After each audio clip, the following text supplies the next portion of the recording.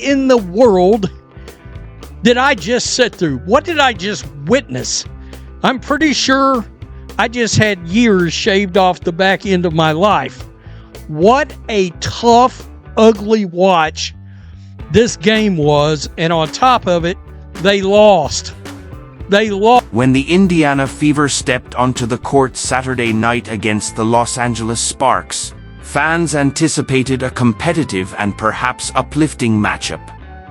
But what unfolded wasn't just another WNBA game, it became a glaring showcase. The one thing with that last play that I'm speaking about, it seemed like they called it a loose ball foul at first, which would have been favorable for us because we have him in the bonus. Yeah, we were in the bonus with 5.5 minutes left to go.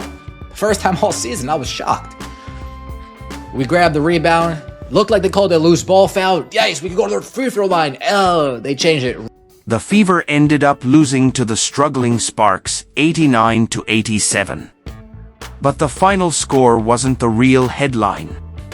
The spotlight belonged to the officiating, or more specific. LA Sparks just got the spark versus the Fever for some reason, man. But the Sparks always have matched up well with the Fever since last season, man.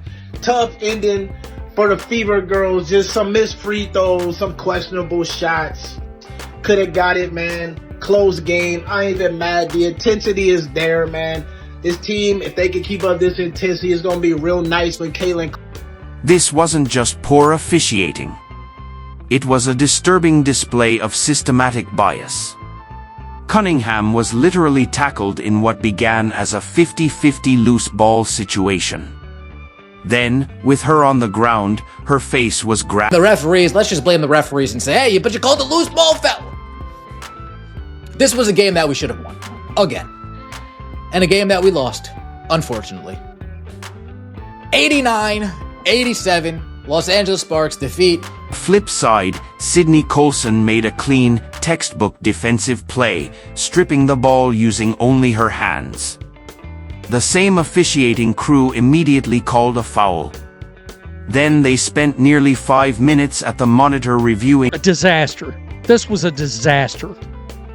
The Indiana Fever cannot keep losing to teams like the LA Sparks if they're supposed to be a good team.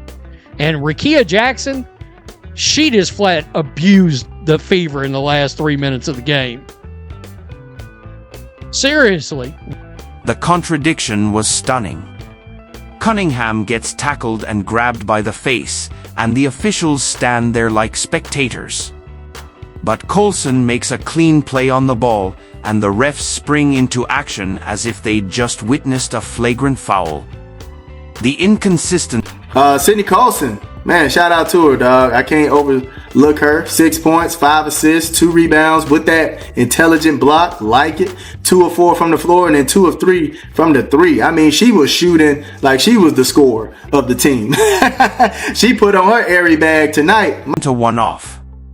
Sophie Cunningham has become a lightning rod this season, not because she starts trouble, but because she defends her teammates. She's been the one stepping in when Caitlin Clark took hard hits. Now, Cunningham is the one being targeted and getting zero protection from officials. The footage doesn't lie. Julie Van Loo grabs Cunningham around the neck during a loose ball situation, and the refs... And we talk about this. We are circled on everybody's schedule. Everyone, no one likes us, right? So everyone in our locker room, that's the only type of people that we have that we can lean on. And we got to be better in that area. We have got to just stay disciplined. We have to stay focused. We need to get consistent, and we got to lean on each other. And I think that we've kind of wavered a little bit on that. We have our own islands, but, as one of the leaders on the team, I got to do a better job of grouping people, right? In the fourth. What makes this all the more maddening is that we're talking about the same referee crew that spent 5 minutes reviewing Colson's clean block on Rickea Jackson, a call they ultimately overturned, but not before wasting precious game time and exposing their lack of clarity. This isn't just about missed calls. It's about selective enforcement. Certain players are protected. Others, like Cunningham, are left exposed to dangerous contact.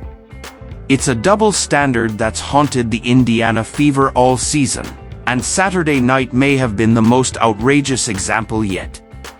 With Lexi Hall in the starting lineup, and she was just trying to get charge calls all night, trying to get the charge calls because she was lacking with the size with Rakia Jackson. So I understood why she was doing it and trying to get Rakia in foul trouble. It was smart.